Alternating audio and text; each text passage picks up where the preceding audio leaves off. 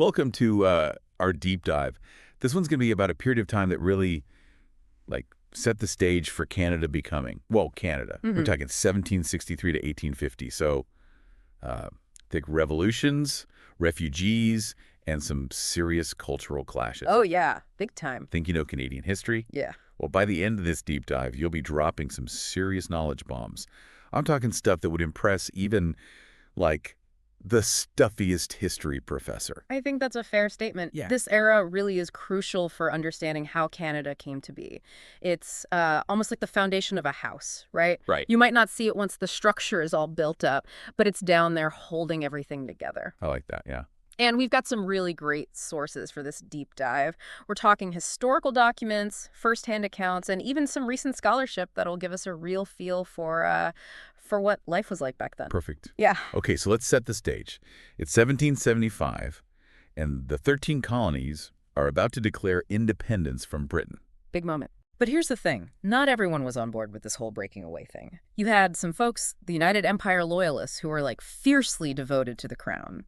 And they weren't all the stereotypical wealthy landowners you might picture. That's right, You also had black loyalists seeking freedom from slavery, indigenous allies who just felt more loyalty to the British crown, and even just regular colonists who opposed the rebellion for different reasons. What I think is really interesting is how this mix of people fleeing what they saw as oppression actually ended up strengthening British control in North America. Right. And that really laid the groundwork for modern-day Canada. Kind of a fascinating paradox, don't you think? It really is. It really makes you wonder how different things might have turned out if those loyalists had stayed put. Yeah. But they didn't. No. They faced persecution, had their property seized, and some even suffered, the humiliation of being tarred and feathered. Brutal. Yeah, it was a rough time. So nearly 40,000 of them just packed up and headed north. Can you imagine the upheaval? Yeah. It's a whole city's worth of people just suddenly on the move. Yeah, it had a huge impact, especially on Nova Scotia, where the population basically doubled overnight. Wow. Yeah. It led to the founding of new towns and even new provinces like New Brunswick. It really changed the cultural makeup of British North America. Oh, my. And it wasn't just a demographic shift. It Right. was a clash of values, expectations, and that's something we still see echoes of in Canadian society today. Absolutely. And speaking of fascinating individuals, our sources mention a black loyalist woman named Rose Fortune. Oh, yeah. She arrived in Nova Scotia with her family, gained her freedom, and became a successful businesswoman in Annapolis Royal. Mm-hmm. She even worked as a police officer, Yeah. patrolling the waterfront and enforcing curfews. Really? Yeah, talk about a trailblazer. She was. Rose Fortune's story is such a great example of the diversity of the Loyalist experience. But it also shows, the challenges that they faced even after escaping oppression. Yeah. They had to build new lives for themselves in a totally new environment. Right. And they often faced prejudice and hardship. It's a good reminder that the fight for equality and inclusion has been a long process in Canada. For sure. Okay, so we've got this, huge influx of loyalists, all with their own unique stories and motivations. They're transforming the social fabric of British North America. Mm-hmm. But there's another piece of the puzzle we need to talk about. Indigenous communities. Yeah. How did their lives and their relationships with the British Crown change during this time? That's a critical question. For many Indigenous peoples, the arrival of all these loyalists meant further encroachment on their traditional lands and resources. Yeah. The British government, wanting to accommodate the newcomers, they made a number of land deals. Right. And often they did this without really fully understanding or respecting Indigenous concepts of land ownership. One example that comes to mind is Governor Haldeman's agreement with the Anishinaabe Nation.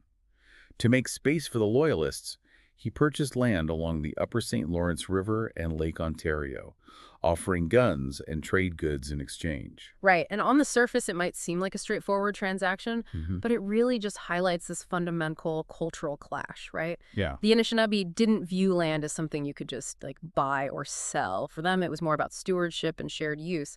This disconnect often led to a lot of misunderstandings and conflicts down the road. So in a way, the Loyalist migration kind of inadvertently made things worse between the European settlers and Indigenous peoples, right? Yeah. Even though a lot of the Loyalists themselves were actually seeking refuge from oppression, it's a reminder that even with good intentions, the complexities of history can lead to some unintended consequences. Oh, absolutely. And it's important to remember that different indigenous nations had very different experiences with the Loyalists and the British. Right? Take the Mohawk, for example. Their leader, Joseph Brant, had fought alongside the British during the American Revolution, believing that the British would honor their promises of land and support. But instead, Well, after the war, the British kind of went back on their word. oh, Yeah, they granted the land west of the Mississippi, which they had promised to the Mohawk, to the Americans. This betrayal had a devastating impact on the Mohawk. It forced them to relocate again, and it really eroded their trust in the crown. it's a tragic reminder of all those broken promises that have, really marked the relationship between Indigenous peoples and the Canadian government. Yeah, for sure. Okay, so just to recap, we've got the Loyalist migration completely changing the demographics, leading to new provinces, sparking cultural clashes, and further complicating the already fragile relationship between the European settlers and Indigenous communities. It's like this period is laying the groundwork for so many of the issues that Canada is still grappling with today. You're absolutely right. And this is just the beginning. We're about to head into the 19th century, and things are going to get even more dramatic. The War of 1812 is looming, and with it comes the potential for British North America to really forge a distinct identity separate from both Britain and the United States. Okay, things are about to get even more interesting. But before we jump into the War of 1812, we need to talk about another key development: the huge influx of immigrants from Britain in the late 1700s and the Constitutional Act of 1791. It's like we're adding another layer of complexity to this already fascinating historical tapestry. You could say that again. This influx of British immigrants, combined with the existing Loyalist population and that distinct French-Canadian community in Quebec, it created this real pressure cooker of cultural and political tensions. The Constitutional Act of 1791 was an attempt to manage all these tensions, but as we'll see, it wasn't exactly a smooth ride. All right, so we've got Loyalists, Indigenous communities, and now a wave of British immigrants all kind of vying for space and influence. Yep.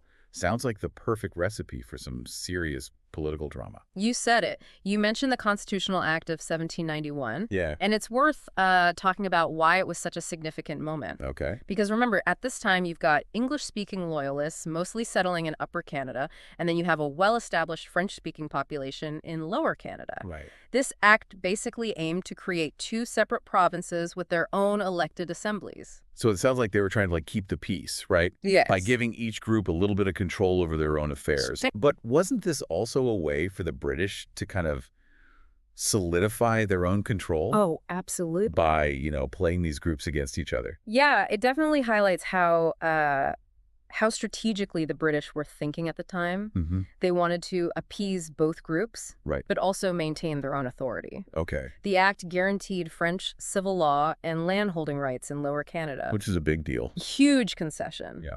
However, it also gave the British governor a lot of power, Right. including the ability to just veto any laws passed by the assemblies. So bit of a balancing act. Yeah, Giving them some power but still holding on to the reins. exactly. It makes you wonder how effective that strategy really was in, calming those cultural and political tensions. Yeah. Good question. Did it work? Not really. The act gave them a framework for governance, Yeah. but it didn't really get rid of any of the underlying issues. Right. Economic disparities, political representation, cultural differences. They were all still there, simmering beneath the surface. Right. And these tensions, along with some external pressures, eventually led to the War of 1812. The War of 1812, the one everyone remembers for the White House burning down. Yeah, pretty much. But there's so much more to it than that, right? Oh, way more. Our sources paint a much more complex picture Absolutely. with some really lasting consequences for British North America. Yeah, it's easy to oversimplify it Yeah. as just, Britain versus the United States. Right. But the reality is a lot more nuanced than that. So we've got Indigenous nations playing a crucial role, Canadians fighting on both sides, Yeah, and a whole web of political and economic factors at play. it's complicated. Yeah, so let's try to untangle that web a bit. All right. What were the main triggers for the war? It wasn't just about, who got to set fire to whose buildings, right? Right. From the American perspective, there were a few things that were really bothering them. Okay. Britain was interfering with their trade.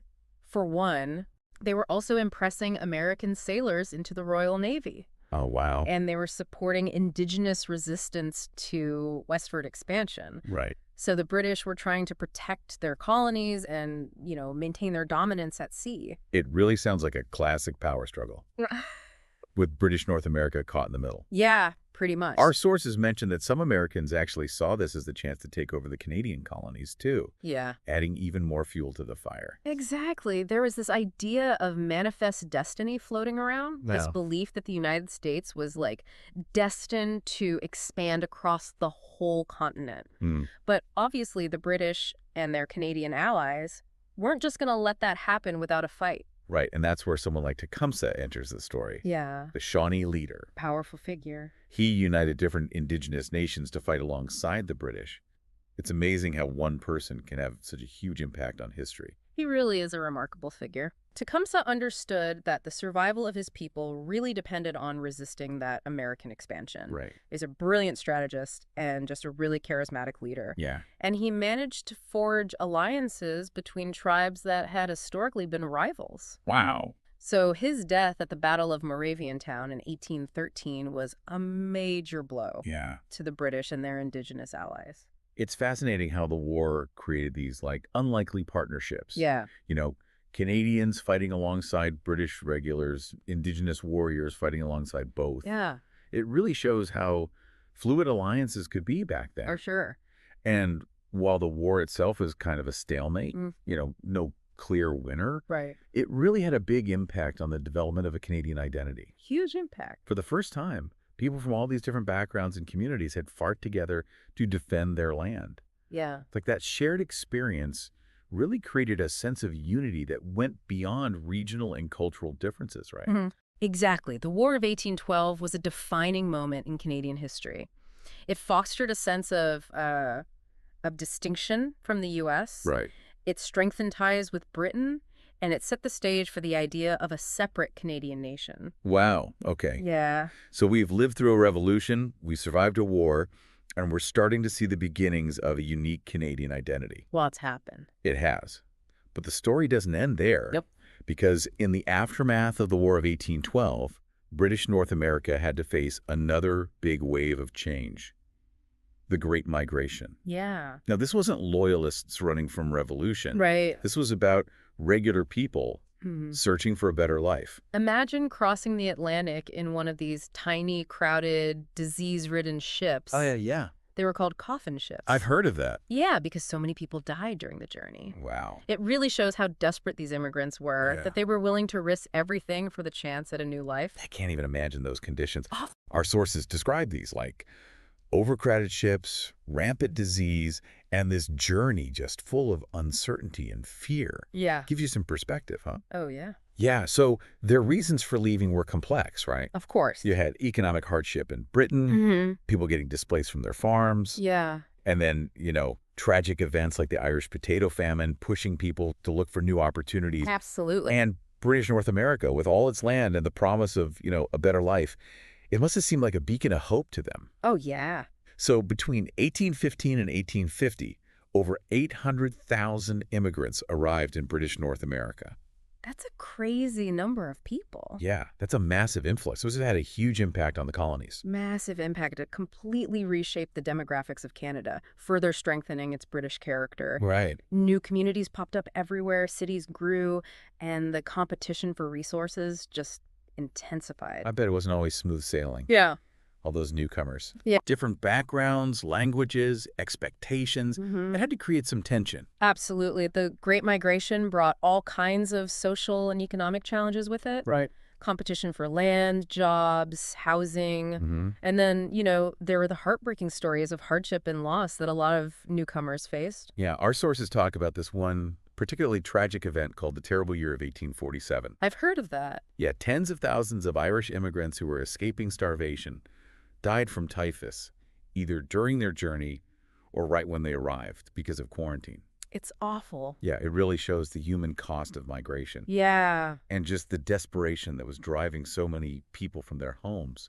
absolutely. So the Great Migration was a part of the growth and development of British North America, Mm. but it also exposed the cracks in their colonial society. Yeah, economic disparities got worse. Yeah. Political representation was still very limited, and cultural tensions were just simmering under the surface. And as we move further into the 19th century, those tensions are going to boil over into open rebellion. Rebellion. Yeah. Now it sounds like things are really about to heat up. But before we get into all that, let's just take a moment to think about what we've learned so far. Okay.